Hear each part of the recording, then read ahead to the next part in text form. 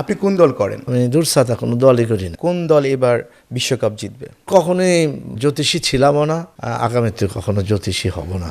আমি ছোটবেলা থেকেই ফিল্ম করতে খুব একটা পছন্দ করতাম না। তারপর আপনি অনেকগুলো ছবিতে অভিনয় করে ফেলছেন। কমেডি চরিত্রে কি আপনাকে অফার করেনি কেউ? না, জীবনে কোনোদিন না? না। তাহলে এটা রিউমার। 100%। ডাক্তার এজাজ পার্শ্ব চরিত্রে বা ভিলেন চরিত্রে ন্যাশনাল অ্যাওয়ার্ড পায়, তখন কি আপনার কষ্ট হয় যে কেন আমি পেলাম না? স্বাগত ৭১ এন্টারটেনমেন্টের বিশেষ পডকাস্টে। আজকে জনপ্রিয় নির্মাতা ও অমর কথা সাহিত্যিক হুমায়ূন আহমেদের মৃত্যুবার্ষিকী।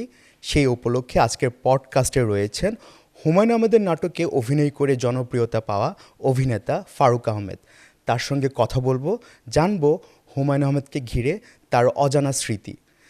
ভাই আসসালামু আলাইকুম, কেমন আছেন? আসলাম, আছি শারীরিকভাবে সুস্থ, যেহেতু হুমায়ূন ভাইয়ের আজকে মৃত্যুবার্ষিকী, মনটা একটু স্বাভাবিক কারণে খারাপ। অনেকেরই প্রশ্ন, অনেকেই জানতে চায় যে হুমায়ূন আহমেদকে প্রথম দেখার স্মৃতি মনে পড়ে?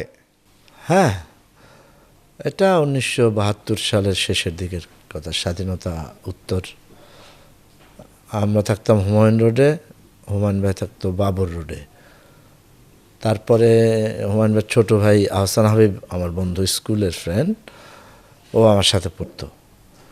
যখন নন্দিত নরক বের হলো তখন তো দেশে সাড়া পড়ে গেল। আমার বড় ভাই খুব বই পড়তো, আমি ওই বইটা পড়লাম। তো ওখানে একটা লাইন আছে, দিতে পারো 100 ফানুস এনে, আজন্ম সলজ্জ সাধ, একদিন আকাশে কিছু ফানুস উড়াই। ওই সময় আমার কাছে মনে হলো যে মানে মানুষের যে আকাঙ্ক্ষা এরকম, তো আমার, এবং উপন্যাসটা তো অসাধারণ। মানে আহসান হাবিব আপনার বন্ধু ছিলেন? বন্ধু, স্কুলের আমাদের একই ক্লাসে, একই সাথে সায়েন্সে আমরা একসাথে ম্যাট্রিক পাস করেছি 1975 সালে। উনি উম্মাদ পত্রিকার সম্পাদক। এবং এটা হচ্ছে 72 সালের না 73 সালের দিকে, যখন এই বইটা বের হলো, যখন তারপর পর তো আমি পড়ার পরে যাই হোক, হঠাৎ একজন আমার অন্য এক বন্ধু বললো যে শাহিন কিন্তু হুমায়ূন আহমেদের ছোট ভাই। শাহিন মানে আহসান হাবিব, তার ডাক নাম। হ্যাঁ। তা আমার সাথে খুব ভালো সম্পর্ক শাহিনের ছিল। আমিও ছবি আঁকতাম, ও তো তখন থেকে কার্টুনিস্ট। তো যে কারণে তা আমি বললাম যে তুমি আমাকে জানাও না, এখন আমি বইটা পড়লাম, তুমি কখনো তো বলো না যে তুমি হুমায়ূন আহমেদের ছোট ভাই। তো সবসময় একটু নির্বিকার, জানেন, এটা জানানোর কি আছে, আমার ভাই, আমি তো আর লিখি না, আমার ভাই লিখছে। ইন্ট্রোভার্ট স্বভাবের। হ্যাঁ, এখনো তো দেখতে হুমায়ুন ভাইয়ের মতন। তো তারপরে আমি বললাম যে আমি তো দেখা করব। বলে চলো যাই, কবে যাবা? যাই হোক, একদিন গেলাম সকালবেলা। তা উনি হুমায়ুন ভাই বসা ছিলেন ড্রয়িং রুমে, বই পড়ছিলেন, মনে হচ্ছে কেমিস্ট্রির বই, তখন সাহিত্য না। তো আমি গিয়ে দরজায় দাঁড়ানোর পরে সালাম দিলাম, ওয়ালাইকুম আসসালাম। তো তাকে থাকলেন উনি অনেকক্ষণ। তাকে থেকে শাহিনকে দেখে বলে যে তুমি শাহিনের বন্ধু? আমি বললাম জি। আচ্ছা আচ্ছা, একসাথে পড়ো তাহলে, পড়াশোনা করো ঠিক মতো? আমি বললাম জি করি। তারা বলে ঠিক আছে, তোমরা যাও উপরে চিলেকোঠায় গল্প করো। গেছি চিলেকোঠায়, দোতলার উপরে চিলেকোঠা ছিল একটা ছাদে। তারপরে গেলাম ওইখানে, এই আহসানের সাথে গল্প টল্প থেকে প্রচুর কার্টুন আঁকা, সেই সময় থেকে ছবি আঁকতো। মাইক্রোস্কোপ তো চিনো? জি। তো ওই মাইক্রোস্কোপের এই বায়োলজি বইয়ের ভিতরে মাইক্রোস্কোপ একটা থাকতো, বইয়ের ভিতরে না, খাতার ভিতরে প্রথম পৃষ্ঠায় মাইক্রোস্কোপ থাকতো। সায়েন্স যারা পড়তো তারা জানে। আমরা ওইটা দেখে আঁকতাম, আর ও আবার মাইক্রোস্কোপ আঁকতো চ্যাপটা করে, শাহিন। মানে ওটা দেখলে হাসি লাগতো যে এরকম কেন, মানে ওই বয়সেই। তারপরে যাই হোক, হুমায়ুন ভাইয়ের সাথে তো কথা বললে টেলে, ওর সাথে গল্প করলাম উপরে করে, তারপর চলে আসছি। তারপরে তো হুমায়ুন ভাই চলে গেলেন দেশের বাইরে। দেশে যাওয়ার পরে এর পরের প্রশ্নটা আমি করতে চাই, আমার অডিয়েন্সদেরও অনেক আগ্রহ এই প্রশ্নতে। সেটা হচ্ছে, হুমায়ূন আহমেদ স্যারের ছোট ভাই ছিলেন আপনার ক্লাসমেট, সেই সুবাদে 70 দশকের শুরুর দিকে তার সাথে আপনার দেখা হয়েছে হুমায়ূন আহমেদ স্যারের সঙ্গে। কিন্তু যখন আপনি পুরো দোস্তর অভিনেতা, অভিনয় শিল্পী, হুমায়ূন আহমেদ স্যারের নাটকে প্রথম কিভাবে সম্পৃক্ত হলেন সেটা জানতে চাই। আচ্ছা, সেটা তো 90 দশকে। আমি তো এর ভিতরে 10 বছর যাবৎ ঢাকা থিয়েটার করি। তো মিলন ভাই, ইমদাদুল হক মিলনের একটা নাটক করেছিলাম, এটা খুব সারা জাগানো নাটক, 12 রকম মানুষ। আচ্ছা আচ্ছা। এটা প্রথম নাটক। তো তখন ওটা ছিল আলাউদ্দিন আহমেদের প্রযোজনায়। তো ওই নাটকটার পরেই হয়তোবা বাদশা ভাই, রিয়াজউদ্দিন বাদশা হয়তো আমার নাটকটা দেখে, আমার অভিনয় দেখে তারপরে বলছে ওকে একটু খবর দাও। আমাকে তখন বাদশা ভাইও চিনে না, খালি আলাউদ্দিন ভাই চিনে আমাকে। তারপর আমি তখন তো টেলিভিশনে 2 দিন রিহার্সেল হইতো, বড় বোর্ডরুম ছিল, তো ওখানে প্রায় 20-25 জন বসে রিহার্সেল দিত। তো যেদিন যেতে বলছে আমি গেছি। যাওয়ার পরে আমি জানি না, বাচ্চা ভাই বলে নাই কার নাটক কী, কালে বলে তোমার নাটক আছে আসো। তা আমার তো করার ইচ্ছা, টেলিভিশনে অভিনয় করবো আবার। আর 10 বছর থিয়েটার করি, আমাদের এনলিস্টেড হওয়ার জন্য নাকি আমাদের যোগ্যতাই হয় না, দল দেয় না, না এখনও পরীক্ষা দিও না, পরীক্ষা দিও না। তো যাই হোক, পরে অবশ্য পরীক্ষা দিয়ে সেকেন্ড টাইমে পাশ করলাম। প্রথমবার ফেল করেছিলাম, পরের বারে এনলিস্টেড হলাম পিটিভি। তো যাওয়ার পরে বাদশা ভাই বললো যে ওর নাম ফারুক, ঢাকা থিয়েটারে অভিনয় করে অনেকদিন। তো আমি সালাম দিলাম। উনি আর আমাকে ওই একদিন দেখা, তারপরে তার চেনার কথা না। আর আমি বলিও না যে আমি আহসান হাবিবের বন্ধু তখন। তো উনি বসা ছিলেন এখানে, বাদশা ভাই বসা এখানে, আমাকে আবার পাশে বসাইলেন। আরও এখানে সব অনেকে বসা। নাটকটার নাম ছিল অচিন বৃক্ষ। তো একটা স্ক্রিপ্ট দিয়ে আমাকে বললো কি তুমি 4 লাইন পড়ো তো। হুমায়ুন আহমেদ স্যার বললেন? হ্যাঁ, হুমায়ুন ভাই বললেন যে তুমি 4 লাইন পড়ো তো এখান থেকে। তো আমার যেহেতু একটু আগে আমি 10 বছর থিয়েটার করা, তার আগে জাহাঙ্গীরনগর থিয়েটার করতাম, জাহাঙ্গীরনগরের নাট্য সম্পাদক ছিলাম, এই ব্যাকগ্রাউন্ড তো আর উনি জানেন না। আমি ওই 2-3 লাইন পড়ার পরেই ঠিক আছে লাগবে না, বোঝা গেল যে হইল। পরের দিন বাচ্চা ভাই বললেন যে কালকেও কিন্তু রিহার্সেল আছে। পরে গেলাম, এই রিহার্সেল দিলাম। তারপরে শুটিং স্টুডিওতে ছিল, আউটডোরেও ছিল, স্টুডিওতে শুটিং করলাম। এই পরিচয় অচিন বৃক্ষ।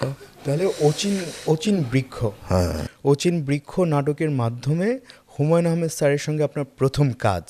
কিন্তু সেটা হুমায়ুন আহমেদ স্যারের রচিত নাটক, কিন্তু ওনার ডিরেকশনে না। কিন্তু আপনার কি মনে পড়ে হুমায়ুন আহমেদ স্যার যখন নির্মাতা হয়ে গেলেন তখন প্রথম কোন কাজটি আপনি করেছিলেন তার সঙ্গে? নির্মাতা হয়ে গেলেন উনি আজ রবিবারেই, কিন্তু নাম গিয়েছে মনির হোসেন জীবন, আর একজনের নাম গিয়েছে, মানে বানালাম আমি, কিন্তু নাম দিয়ে দাও তোমাদের। হ্যাঁ, এরকম। মনির হোসেন জীবন কাজ করেছে, অনেক খাটাখাটনি করেছিল।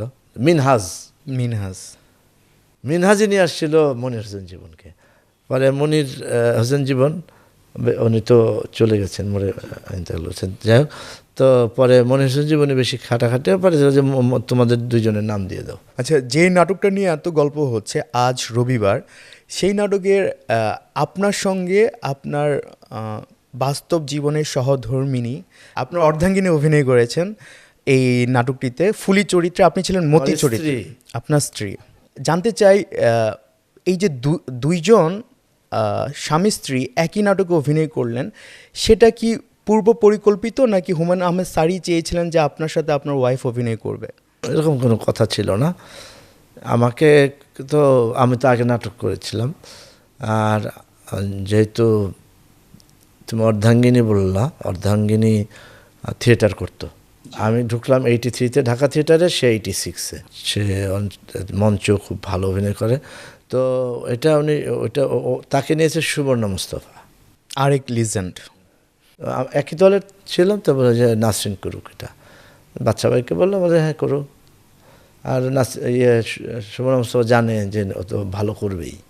যারা আজ রবিবার ধারাবাহিক নাটকটি এখনও দেখেন ইউটিউবে, তারা নিশ্চয়ই খেয়াল করেছেন ফুলি চরিত্রটি খুবই গুরুত্বপূর্ণ, এবং সেই চরিত্রে যিনি অভিনয় করেছেন আমাদের নাসরিন ভাবি, উনি আমাদের ফারুক আহমেদ ভাইয়ার ওয়াইফ। তো এই চরিত্রটা অনেক জনপ্রিয়তা পায়, আপনার চরিত্রটা, যা আপনি দরজার ফোঁটা দিয়ে দেখেন, তারপর আলী জাকের আপনাকে কালি মেরে দেয়।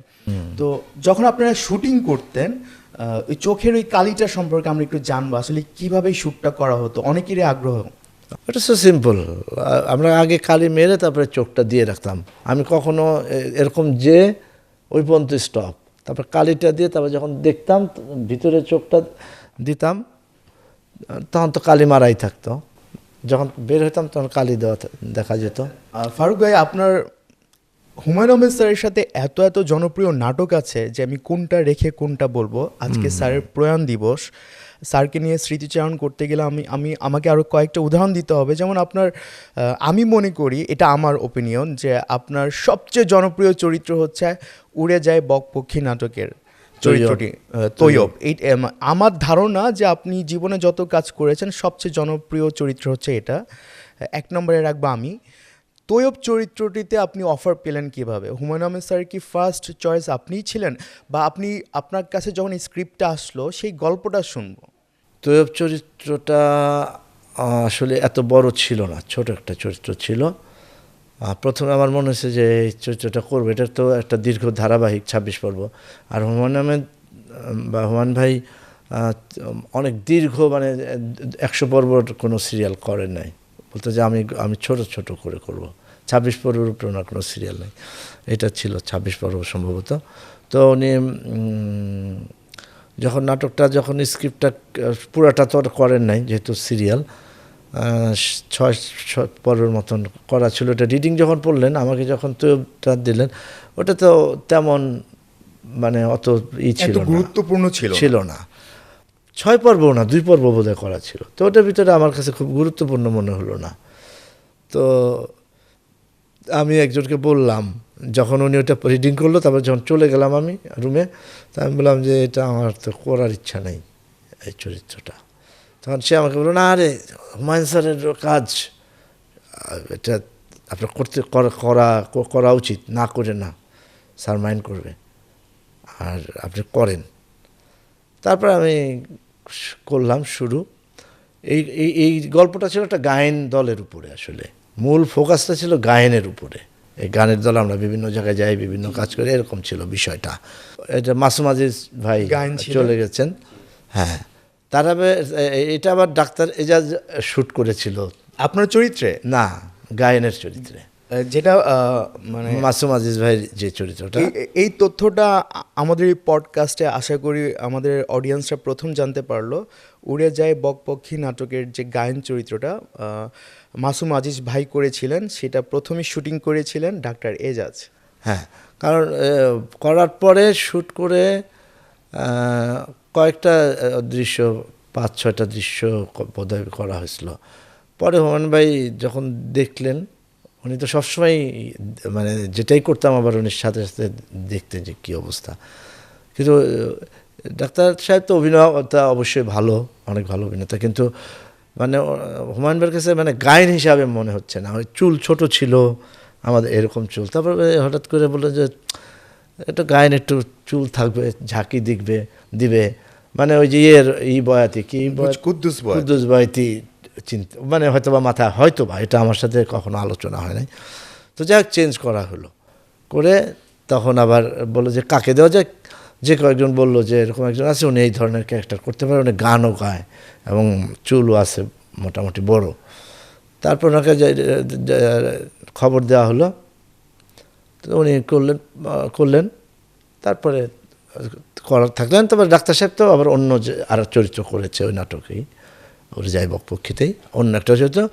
আর মাসুম ভাইয়ার সমস্যা হয়ে গেল কি, যে উনি আবার থিয়েটারের সাথে খুব যুক্ত ছিল, আরও কি পারিবারিক কিছু ঝামেলা বোধহয় তখন ছিল, সময় দিতে পারতেন না ঠিক মতো।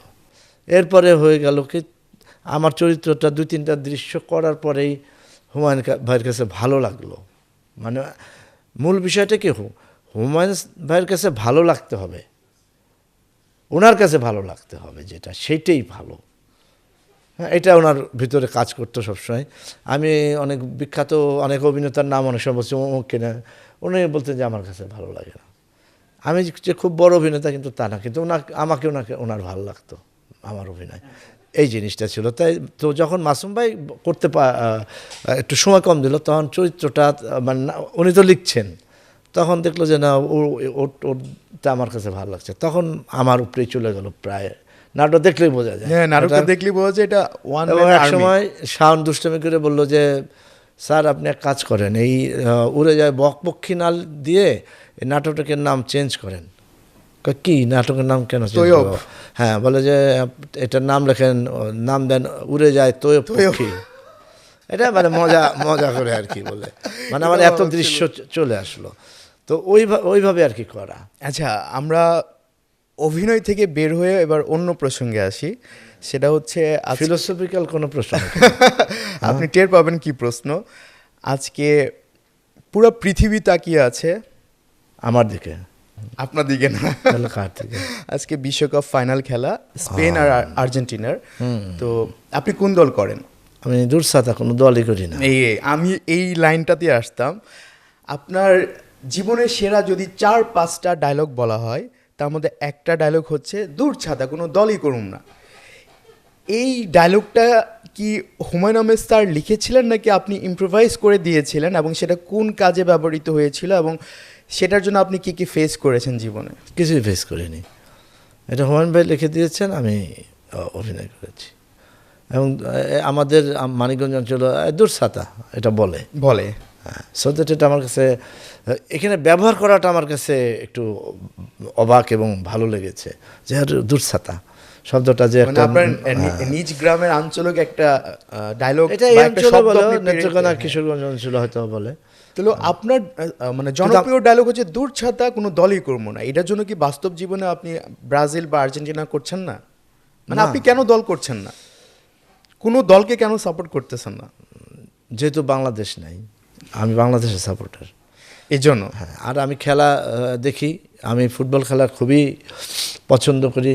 আমি দলের সাপোর্টার না, আমি ভালো খেলা পছন্দ করি। যেমন যখন পেলে খেলতো তখন তো টেলিভিশনে লাইভ দেখাইতো না, পরে যতটা দেখেছি আমি পেলের সাপোর্টার ছিলাম।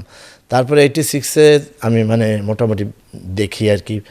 86-এ ভোরের দিকে খেলা হতো, আমি সারা রাত জেগে থাকতাম এবং সব খেলা দেখতাম। তখন আমার ম্যারাডোনারের পছন্দ হইলো, তখন আমি ম্যারাডোনার খেলা দেখতাম। তারপরে মেসি খেলে, মেসির খেলা ভালো লাগে আমার। এমবাপ্পে, ওর খেলা ভালো লাগে। আমি পছন্দ করি ফুটবল খেলা অত্যন্ত বেশি, কিন্তু আমি কোনো দলের মানে পাগলা সাপোর্টার না, এটা আমি হবও না কোনো দিন। কারণ হচ্ছে যে আমার দল যদি ধরো আজকে ওয়ার্ল্ড কাপে খেলতো ফুটবল, তাহলে কি আর্জেন্টিনা বা ব্রাজিলে এত পতাকা উঠতো? বাংলাদেশের উঠতো না। আমি ওদেরকে, ওরা দেশ হিসেবে ওদের মতন ওরা আছে, ভালো থাকুক, পৃথিবীর সকল প্রাণী সুখে থাকুক, আমি সেটা চাই। কিন্তু এই জন্যে আমার গরু বিক্রি করে আর্জেন্টিনা বা ব্রাজিলের পতাকা বানাতে হবে, জমি বিক্রি করে এটা করতে হবে, এইটা আমি না।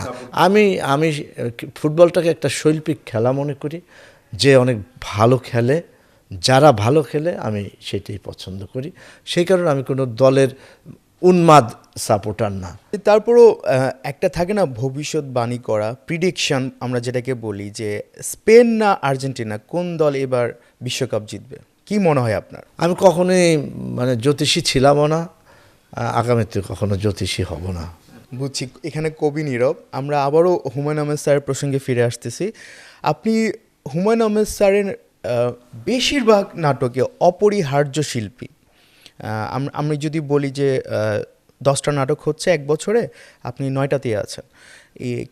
এই যে অপরিহার্য শিল্পী ছিলেন আপনি, স্বাধীন খসরু, ডাক্তার এজাজ, মনিরা মিঠু, আরও অনেকেই, চ্যালেঞ্জার ভাই, আরও অনেকেই।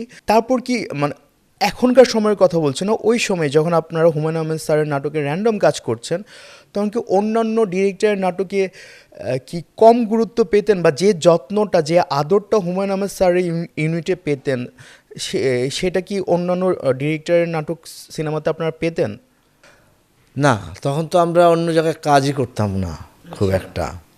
হুমায়ুন ভাই জীবিত থাকা অবস্থায় শেষের দিকে কিছু কাজ করেছি অর্থনৈতিক কারণে, কিন্তু প্রথম দিকে তো করিয়ে নিন, 8-10 বছর করিনি।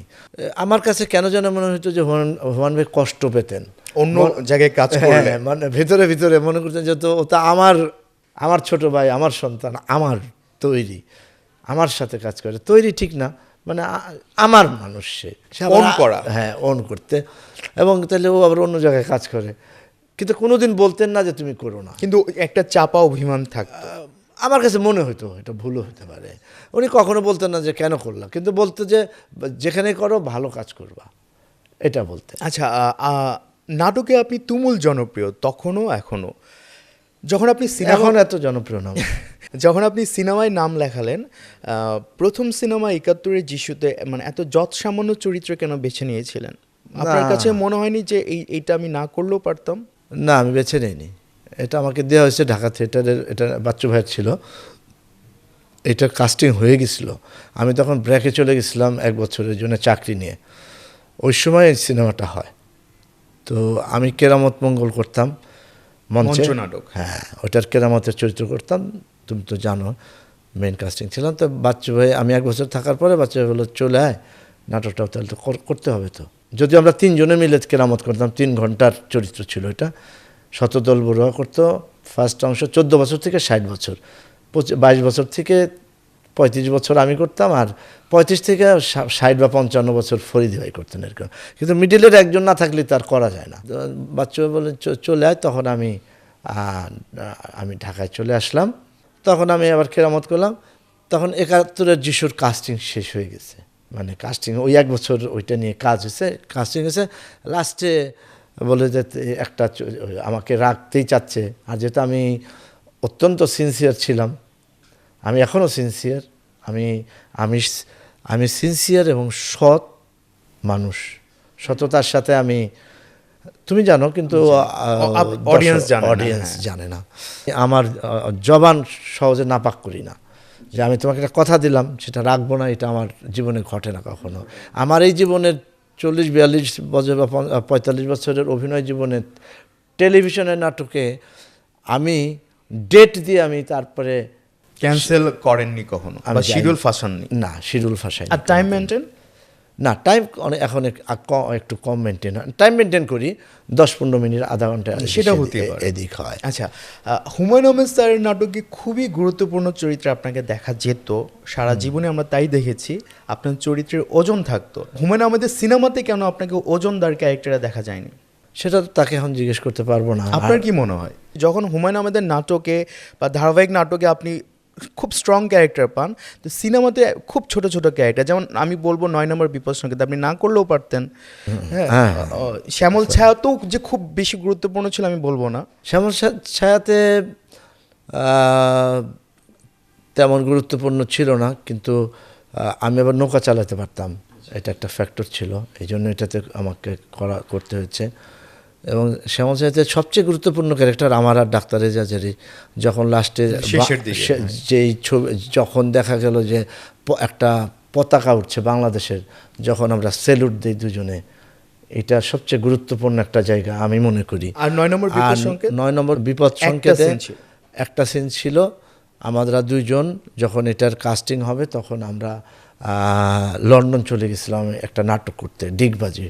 ওটা আমারই, ওটা তো আমি অভিনয় করেছিলাম আজ থেকে 15-20 বছর আগে, আরও বেশি হবে, 20 বছর 25 বছর আগে। তো ওই ডিগবাজি করতে গেছি। স্ক্রিপ্টটা মুসলিম উদ্দিন নামে সামবডি একজন ছিলেন, ওনার স্ক্রিপ্ট ছিল। তো এটা সিরিয়াল করার জন্য গিয়েছিলাম। পরে যাওয়ার পরে ওখানে এত শীত ছিল নভেম্বর মাসে, শুটিং আর করতে পারিনি আমরা। আড্ডা মেরে অল্প কিছু কাজ করলাম। তারপরে ওটা ডিরেকশন আমি দিয়েছিলাম, জানি। যখন ফুটেজ পেলাম তখন মাত্র 17 মিনিটের ফুটেজ, আর ওইটা সিরিয়াল ছিল 26 পর্বের। আমরা হয়তো বা 10 পর্ব করতাম, বাকিটা বাংলাদেশে করতাম, এরকম ছিল। কিন্তু আগে ওইটা করতে গিয়েছিলাম, 17 মিনিট ফুটেজ দেয়। এখন সিরিয়ালটার নাম কি? ওটার নাম ডিগবাজি। ওটা ডিগবাজি পরে তো সেটা সিঙ্গেল নাটক হয়ে যায়। ডিগবাজি তো সিঙ্গেল নাটক। ডিগবাজি। আমি পরে শেষের দিকে আমি ওইটার সাথে মিলিয়ে কিছু লন্ডন, যখন আমি এডিটিং করলাম তখন দেখি যে মধ্যে মধ্যে ঝামেলা হয়ে যাচ্ছে, মানে এখন লন্ডনের দৃশ্য দরকার। পরে উত্তরাতে একটা বাড়ি পেলাম, লন্ডনের মতো যেরকম বেড়া দেওয়া থাকে, ওই এক ভদ্রলোককে বললাম যে আমরা একটু শুটিং করব লন্ডন হিসেবে, ওখানে আছে। এবং এটা একটা মেজর একটা জায়গা, যে আমি চলে আসছি ওকে ফেলে রেখে। ওর সাথে একটা ঝগড়া হইলো, আমরা 2 বন্ধু তো থাকি একই গ্রামের, তো ঝগড়া হওয়ার পরে ওই ঝগড়ার দৃশ্যটাই করে আসিনি। তো তখন আমি দেশে এসে বাকিটা করলাম, যে তুমি করলা, পরে দেশে আমার গাজীপুরে করলাম। হ্যাঁ, গাজীপুরে করলাম। তো তখন সিঙ্গেল নাটক হিসাবে করলাম। তো ওখানে আমার রাইটার হিসাবে যেহেতু এন্ডিংয়ের পুরো অংশটা আমারই ছিল, যে কীভাবে শেষ করব, কারণ এটা সিরিয়াল। তো আমি আমার মতো করে শেষ করলাম। তো পরে ওখানে মসলিউদ্দিন ভাইয়ের নাম দিলাম আমি। পরে যেহেতু আমি চেঞ্জ করলাম, যদি সিরিয়াল করি নাই, মসলিউদ্দিন ভাই যদি বলে যে কষ্ট পান, মানে যে হ্যাঁ কষ্ট পান, অথবা উনি যদি বলেন যে তুমি সিরিয়াল করতে গিয়ে সিঙ্গেল করে আসলা, এটা তো আমার নাটক না। আমি চিন্তা করলাম এটা, সেই কারণে আমি আমার নামটাও দিলাম সেকেন্ড, যে আমি ওর কিছুটা লিখেছি, যাতে উনি আমাকে না বলে। তো এটা হিতে বিপরীত হয়ে গেল। কেমন? উনি শুনে যখন নাটকটা দেখলেন, উনি বললো যে আমি অনেক এত বড় একজন রাইটার, মানে উনি ভালো লিখতেন, মানে বুঝালেন আর কি। ফোনে আমার সাথে কথা বললেন, বলে যে এটা আপনি তো ঠিক করেন নাই, আপনার নাম কেন দিলেন? তা আমি বললাম যে আমি তো আসলে, আপনি মাইন্ড করবেন দেখে, যে সিরিয়াল আমরা করতে পারি নাই, একটা সিঙ্গেল নাটক করতে গেছি, আবার লাস্টে আমার অনেকখানি জায়গা আমি চেঞ্জ করে পুরো গল্পই ঘুরাই ফেলেছি। তো আপনি যদি বলেন যে আমার গল্প তো এরকম ছিল না, সেই জন্য আমি আমার নামটা কিন্তু প্রথমেও দেইনি, আপনার নামটাই প্রথমে দিয়েছি। আমি পরিচিত বেশি, আপনি পরিচিত তাহলে কম। এই ব্যাপারটা কি আপনি ফোন করে ওনাকে আগেই জানাতে পারতেন না, যে এটা হতে পারে, আমি একটু চেঞ্জ করতে চাই? না, এটা আমার মাথায় আসে নাই। আমি তো চিন্তা করেছি যে উনি দিলে পরে তখন উনি আর কিছু বলবেন না, যে এটা আমার নাটক। কিন্তু উনি বলেছেন। আচ্ছা, কিন্তু বলেছে। আমার প্রসঙ্গ ছিল এটা, যে 9 নম্বর বিপদ সংকেতে আপনি একটা সিনে কেন অভিনয় করেছেন? 9 নম্বর বিপদ সংকেতের আগে আমরা 2বার যাই লন্ডনে। জি। সেকেন্ড টাইম আমরা কিছু অ্যাড করতে যাব, মাছ বাজার, ফিশ বাজার, হ্যাঁ, আমিও করেছি। হ্যাঁ, ওটা ঢাকায় করেছিলাম। তো আমরা লন্ডনের মাছ বাজারে কি অ্যাড করতে গেলাম, আর কি কাজে গেছিলাম আর কি, প্রোগ্রামে, এত মনে নেই। হুমায়ুন ভাই তখন চাচ্ছিলেন যে আমরা না যাই, আমি আর ডাক্তারে যাচ্ছি লন্ডনে, কিন্তু আমরা সব ঠিক করে ফেলেছি, যাব, কাজ করব। তখন আমরা মানে না বলে চলে গেছি। তখন উনি খুব মাইন্ড করেছেন আর কি, স্বাভাবিক কারণেই, যেটা উচিত ছিল না। তারপরে আসার পরে এখন তো সব কাস্টিং সব শেষ। তারপরে একদিন কোনো কারণেই হোক, হয়তো বা জন্মদিন বা তো প্রোগ্রামে যেতাম, তো তখন সিনেমা শুরু হয় নাই। আমরা বলছি 9 নম্বর বিপদ সংকেতের গল্প, হুমায়ুন আহমেদ স্যারের। তো তখন পরে হঠাৎ করে আমাকে বললো যে একটা ক্যারেক্টার করা, তোমাকে দিয়ে করানো, মৌলবী ক্যারেক্টার বা হুজুর ক্যারেক্টার, মৌলবী ক্যারেক্টার, একটা সিন, 2টা সিন দৃশ্য ছিল। তো বলছি আমি করবো, আর আমি তো এমনি তখন ভয়ে আছি যে আমি চলে গেছি বিদেশে না বলে, এই জন্য ওই সিনেমাটাতে বড় ক্যারেক্টার আসে। আচ্ছা, অডিয়েন্সটা ক্লিয়ার হলো। যারা অনেক সময় ভাবে যে হুমায়ুন আহমেদ স্যারের নাটকে ফারুক আহমেদ, ডাক্তার এজাজ, মানে সব বলা যায় পুরো গল্পই তাদের উপর, সিনেমায় কেন ছোট ক্যারেক্টার হয়ে যায়? আচ্ছা, আমরা হুমায়ুন আহমেদ স্যারকে নিয়ে অনেক কথা বললাম, আর উনি একটা প্রতিষ্ঠান, ওনাকে নিয়ে কথা বললে শেষ হবে না। আমি যদিও খুব একটা ভাগ্যে বিশ্বাস করি না, কিন্তু ফিল্ম কেন যেন আমার স্যুট করে না। আমি ছোটবেলা থেকেই ফিল্ম করতে খুব একটা পছন্দ করতাম না। তারপর আপনি অনেকগুলো ছবিতে অভিনয় করে ফেলছেন। ওটা 7-8টা ছবি হবে আমার। 7-8টাও দিলীপ কুমার ভারতের সবচেয়ে বড় তারকা, সে পুরা জীবনে উনি বেঁচেছেন প্রায় 99 বছর, সে ছবি করেছে মাত্র 60 মানে 60। হ্যাঁ, 60, কিন্তু সে সারা জীবন ধরে 60টা ছবি করছে, সে ব্যস্ততম নায়ক ছিল। তো আপনি যেহেতু সিনেমাই করতে চান, তারপর আপনার প্রায় 10টা ছবি হয়ে গেছে। কাহিনী হচ্ছে, যখন আমি 90-র দশকে যখন সিনেমা একটু বাজে কাটপিস শুরু হলো, তখন আমার খুব আসতো। আমি এটা বুঝে গেছি, এই প্রশ্নটা আমি করতে চাচ্ছিলাম, কিন্তু আপনি আমাকে তথ্য দিয়ে দিলেন। সেটা হচ্ছে হুমায়ুন আহমেদ স্যারের নাটকে ভাইয়ার ক্যারেক্টার ভীষণ জনপ্রিয় হতো, একটু হাস্যরসাত্মক থাকতো, একটু কমেডি সেন্স অফ হিউমার থাকতো। কমেডি অভিনয়ে কিন্তু প্রচুর সেন্স অফ হিউমার লাগে।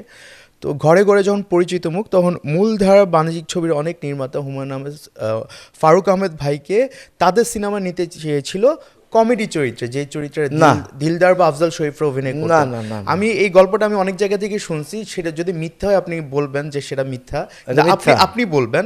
তো আমি শুনেছি যে আফজাল শরীফ হুমায়ুন আহমেদ স্যারের নাটকের মাধ্যমে জনপ্রিয়তা পায়, তারপর সে মূলধারার বাণিজ্যিক ছবির কমেডিয়ান হিসেবে খুব পপুলার হয়। আর ঠিক একইভাবে ফারুক আহমেদ ভাইও হুমায়ুন আহমেদের নাটকের মাধ্যমে খুব জনপ্রিয়তা পায়। তারপর ওনার কাছে মূলধারার বাণিজ্যিক ছবির কোনো চরিত্রই ছোট না, তারপরে তো আমরা ভাগ করে দিই। কমেডি চরিত্র কি আপনাকে অফার করেনি কেউ? না, জীবনে কোনোদিন না? না। তাহলে এটা রিউমার। 100% আমাকে বলেছে, মতিন রহমান হলো আমার আত্মীয়, আমার ছোট ভাই বিয়ে করছে ওনার শালিকে। তো মতিন ভাই আমাকে তখন বললো যে সিনেমায় আপনি চলে আসেন, কি ধরনের ক্যারেক্টার করব? বাপ বললো যে আপনি হুমায়ুন ফরিদি যে ক্যারেক্টার যেগুলি করে, যেরকম একটু ভিলেন, কমেডি ভিলেন, একটু ভিলেন আবার কমেডি টাইপ থাকে, এটা অনেকটা এটিএম শামসুজ্জামানের ধরন। এবং এটিএম শামসুজ্জামান যেগুলি ক্যারেক্টারগুলি করে, ওনার তো একটু বয়স হয়ে গেছে। ফরিদি সাহেব উনি অনেক করতে হয় ওনার কাজ। আমার মনে হয় যে এই জায়গাটা খালি আছে। আমি আপনার সাথে আত্মীয়তা হওয়ার অনেক আগে থেকে নাটক দেখি, কারণ আমার সাথে মতিন ভাইয়ের আত্মীয়তা হলো আমার ভাই বিয়ে করার পরে। তা উনি আমার নাটক দেখে তার আগে থেকেই। তো বলে আমি অনেক জেনে শুনেই বলছি আপনি চলে আসেন, ভিলেন হিসেবে চলে আসেন, কমেডি ভিলেন। কমেডি ভিলেন হতে সমস্যা কি? পরেশ রাওয়াল তো খুব পপুলার এই ধরনের চরিত্রে তখন বলিউডে। কিছু নোংরা ছবি হতো, মানে নোংরা শব্দটা ব্যবহার করলাম, যে কারণে আর আমি নিজেকে শিক্ষিত মানুষ মনে করি। আমি পড়াশোনাও করেছি, বিশ্ববিদ্যালয়ে মাস্টার্স করেছি জাহাঙ্গীরনগর থেকে, প্লাস আমি বাইরের বই অনেক পড়েছি। হ্যাঁ, আমি কবিতা পড়ি, আমি জীবনানন্দ দাশ পড়া, আমার সুনীল পড়া, শীর্ষেন্দু পড়া, এবং আমি জন্মগ্রহণ করেছি একটা শিক্ষকের ঘরে। হ্যাঁ, আমার স্কুলের টিচার ছিলেন, আমি গভর্নমেন্ট ল্যাবরেটরি হাই স্কুলে পড়েছি, আপনার বাবা সেই স্কুলের টিচার ছিলেন। স্কুলে 1 বছর ছিলেন, কিন্তু আব্বা মেনলি মোহাম্মদপুর স্কুলে আমরা 18 বছর আব্বা ছিলেন, ইংলিশ পড়াইতেন। ফারুক ভাই, আমরা অনুষ্ঠানের প্রায় শেষের দিকে চলে আসছি। মানে জাস্ট দুইটা কথা না বললেই না, অনেকেরই আগ্রহের প্রশ্নটা জানা। যেমন ডাক্তার এজাজ আর ফারুক আহমেদ হুমায়ুন আহমেদ স্যারের নাটকে পরিপূরক। তো ওনারা যখন একই সিনেমাতে অভিনয় করেন, তখন কি ইনফিরিয়রিটি কমপ্লেক্স হয়? যে যেমন তার কাটা ছবিতে আপনাকে আর এজাজ ভাইকে দেখা গেছে, তখন কি আপনাদের মনে হয় যে ওর চরিত্রটা একটু বেশি গুরুত্বপূর্ণ, আমারটা একটু কম গুরুত্বপূর্ণ, বা ও একটু বেশি পেয়ে গেছে আমি একটু কম পেয়ে গেছি? অথবা একই ছবিতে দুজন অভিনয় করে যখন ডাক্তার এজাজ সেরা পার্শ্ব চরিত্রে বা ভিলেন চরিত্রে ন্যাশনাল অ্যাওয়ার্ড পায়, তখন কি আপনার কষ্ট হয় যে কেন আমি পেলাম না? এইটা একটু ক্লিয়ার করেন, এটা অনেকেই জানতে চায়। আমার জীবনে কোনো চাওয়া পাওয়া নাই, কখনই না। আমি কাজ করি, এই যে আমি বই লিখি, কয়জন অভিনেতা বই লেখে, এটা আমি কাউকে ছোট করছি না। মানে আমার এই ধরনের কোনো রকমের যে আমি কি পেলাম না। তবে হ্যাঁ, আমার একটা জিনিস, যে একটা বই হুমায়ুন আহমেদ আমাকে লিলুয়া বাতাস একটা বই উৎসর্গ করেছেন, এটা আমার কাছে একটা পাওয়া মনে হয়। এখন জাতীয় চলচ্চিত্র পুরস্কার কেউ পেল, সেটা তো আমি খুশি হওয়ার কথা। এটা দুঃখ পাওয়ার তো বা ঈর্ষান্বিত হওয়ার কোনো কারণই নাই। এবং আমি ওইভাবে শিক্ষিত হইনি, আমি ওইটা শিখি নাই কখনো। আমি অন্যের যদি ভালো দেখি, একটু আগেও একটা ছেলে, ওই যে ওর নামটা কি আমার ভুলে গেছি, ওর সাথে আমি কথা বলছিলাম যে ও তো কেমিস্ট্রিতে পড়া ছেলে, হ্যাঁ, তো ওগুলি ছেড়ে দিয়ে অভিনয় করতে আসছিল। তো তারপরে খুব খারাপ অবস্থা ছিল ওর। তো এখানে দেখলাম যে ওর চেহারাও চেঞ্জ হয়ে গেছে। আমি কিন্তু ওকে জিজ্ঞেস করলাম যে তোমার এখন কেমন অবস্থা? কেন জিজ্ঞেস করেছি? যে ওর খারাপ লাগতো দেখে আমার খারাপ লাগতো, ও ভালো আছে দেখে এখন আমার ভালো লাগলো। আমার জীবনটাই হলো এটা, কেউ যদি ভালো থাকে, হ্যাঁ, মানুষ না শুধু, জগতের সকল প্রাণী সুখী হোক, আমি এটাতে বিশ্বাস করি। এবং যে ভালো করে, আমি ফরিদীর কথা মানে মুখের আগায় বলি, বা আরও যারা অভিনয় আমার ভালো লাগে, আমার আগায় থাকে, কোনোদিনও আমার মনে হয় না যে এটা আমার ভালো লাগা, যে আমার একজন ভাই, ছোট ভাই বা বড় ভাই ভালো করছে। এটা আমার অত্যন্ত ভালো লাগে যে ডাক্তার এজাজ জাতীয় চলচ্চিত্র পুরস্কার পেয়েছে, এটা খুশির খবর। আমি পাই না, এটা আবার দুঃখও নাই, কারণ আমার চাওয়া পাওয়া কিছু ছিল না। আমি যে চেহারা দেখাবো টেলিভিশনে এটাই তো ছিল না। আমি যখন থিয়েটারে আসলাম তখন প্রথম দিন আমাকে জিজ্ঞেস করলো যে তোমরা কী জন্য আসছো। কেউ জ্বালাময় বক্তৃতা দিল, এই যে আমরা সমাজ পরিবর্তন করব, আমরা এই করব, থিয়েটার করে সেই করব। আমাকে জিজ্ঞেস করলো তুমি কি করবে। আমার ভালো লাগে সেই জন্যে আমি থিয়েটার করতে এসেছি। আমার জীবনে এখনও আমার লিখতে ভালো লাগে, আমি লিখি।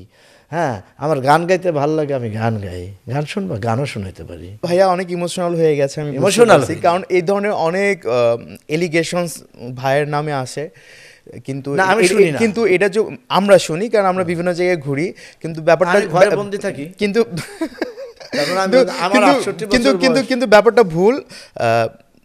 যদি আমরা কলিগ হই, একই ফিল্ডে থাকি, অন্য কলিগ যদি এগিয়ে যায়, নট নেসেসারি যে আমার খারাপ লাগছে, উল্টাটাও হতে পারে যে আমার ভালো লাগছে যে আমার কলিগ এগিয়ে গেছে। তো ডাক্তার এজাজ বা স্বাধীন খুসরো, এটা মাপার কোনো যন্ত্র নাই, এগিয়ে যাওয়া জি।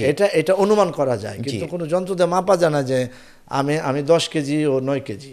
রাইট, সো দ্যাট এটা চিন্তা করার কোনো কারণ নাই। আর আরেকটা জিনিস হচ্ছে হুমায়ুন আহমেদের থেকে আমি যেটা শিখেছি সেটা হলো যে অভিনেতা অভিনেত্রী, এর বাইরে কিছু না। জি অস্কারও দেখবা যে অভিনেতা অভিনেত্রী। জি আমাদের হিরো বললে মনে করে যে অনেক ভালো, আর right, ওকে হিরো বললো, হ্যাঁ। হ্যাঁ হিরোইন বললো, Right. তাহলে অস্কারের মতো একটা জায়গায় তো তাহলে Right. হিরো হিরোইন থাকতো। রাইট। হুমায়ুন ভাই যদি বলতো যে এই নায়িকা এদিকে আসো, উনি খুব মাইন্ড করে রাগ হইতেন। এটা কি অভিনেতা অভিনেত্রী, অভিনয় করো তোমরা, অ্যাক্টর অ্যাক্ট্রেস বা অ্যাক্টর সবাই, এইটাই হওয়া উচিত। কি চার্লি চ্যাপলিন কি ছিলেন? অভিনেতা ছিলেন, অভিনেতা ছিলেন। কিন্তু মানুষ ওনাকে কত কমেডিয়ান বড়? বলে, এটা বলে সেটা না। বলে, কিন্তু উনি না মানুষ কিছু বলে না, মানুষ ওনাকে পৃথিবীর 10 জন অভিনেতার ভিতরে একদম। একজন মনে করে, আরো কম হইতে পারে। আমি ওনার মডার্ন টাইমস অসংখ্যবার দেখছি। আচ্ছা, যাই হোক, আমরা আবারও হুমায়ুন আহমেদ স্যারের প্রসঙ্গে ফিরে আসবো। আজকে স্যারের প্রয়াণ দিবস। আপনি হুমায়ুন আহমেদ স্যারই শুধু নন, আপনি তার ছেলের ডিরেকশনও অভিনয় করেছেন, মডেলিং করেছেন। তো নির্মাতা হিসেবে নুহাশ হুমায়ুন কেমন? খুব ভালো, এবং সে খুব গোছালো এবং অত্যন্ত বুদ্ধিমান এবং অত্যন্ত অমায়িক। তার ভিতরে কোনো মানে সে তো অনেক নাটকও ভালো ভালো নাটক বানিয়েছে, কিন্তু ওই ইটা নাই, গর্ববোধটা নাই যে আমি ডাউন টু আর্থ। হ্যাঁ, খুবই, এবং অত্যন্ত সিনসিয়ার। আমি মনে করেছি যে ও তো সোনার চামচ মুখে দিয়ে জন্ম নিয়েছে, তাই না? হুমায়ুনের মতো তো স্ট্রাগল করেনি, আমার মতো তো স্ট্রাগল করেনি, তো ও নিশ্চয়ই একটু আরামপ্রিয় হবে। কিন্তু আমরা 5 দিন শুটিং করেছি, আমাদের নাইটে কোনো শর্ট শুটিং ছিল না, সব ডে লাইটে। ভাই, কাস্টার নামটা যদি দর্শকদের বলতেন, মানে তার ডিরেকশন আপনারা কি কাজ করেছেন? না, ওটা তো অ্যাড করলাম আমরা, বিজ্ঞাপন, 5টা বিজ্ঞাপন, আচ্ছা আচ্ছা এটা বিকাশের। আচ্ছা আচ্ছা। তো ওরা বলতো যে আপনারা দুইজন আসবেন 7:30। তা আমার প্রথম দিন ধারণা ছিল 7:30 বলছে, তো 9টার আগে হয়তো বা যাবে না, সত্যি কথা যেটা। তো ঘুমাইটে উঠেও যাবে হয়তো বা, আড্ডা মারবে এই বয়সে, কথা বলবে, তো কথা এমনি কম বলে। কিন্তু আমি আশ্চর্য হয়ে গেলাম যে ও 6টায় গিয়ে বসে থাকতো, কি 6টায় গিয়েও রেডি হয়ে বসে আসছে। আমরা আবার 7টায় গিয়ে, এবং এত কাজ, অভিনয় খুব ভালো বুঝতো, ওর ভিতরে কোনো দাম্ভিকতা ছিল না, মানুষকে ছোট করার কোনো রকমের ছিল না, মানে আমাদেরকে মানে বাবার মতোই হয়েছে। হ্যাঁ, এরকম মিশুক। হুমায়ুন ভাই যেমন অনেক কথা বলতেন, অনেক কথা বলতেন, ইন্ট্রোভার্ট, কিন্তু সে ভালো মানুষ, অসম্ভব। আমরা শেষ করব, তার আগে একটা ছোট্ট গল্প। 2007 সনের 13 নভেম্বর হুমায়ুন আহমেদ স্যারের 59তম জন্মদিন। আমি তখন ইন্টারমিডিয়েট পড়ি, স্যারের বাসায় গিয়েছিলাম অনেক কষ্ট করে, দারুণকে রিকোয়েস্ট করে। সেখানে আমি ফারুক আহমেদ ভাইকে প্রথম দেখি, আজ থেকে 19 বছর আগের গল্প। ফারুক ভাইয়ের মাধ্যমে আমি হুমায়ুন আহমেদ স্যারের নাটকে প্রথম অভিনয় করি, আমার প্রথম নাটক নুরুদ্দিন স্বর্ণপদক। আজকে 71 এন্টারটেনমেন্টের প্রথম পডকাস্টে আমি ফারুক ভাইকে আনতে পেরেছি হুমায়ুন আহমেদ স্যারের প্রয়াণ দিবসে। I am so lucky.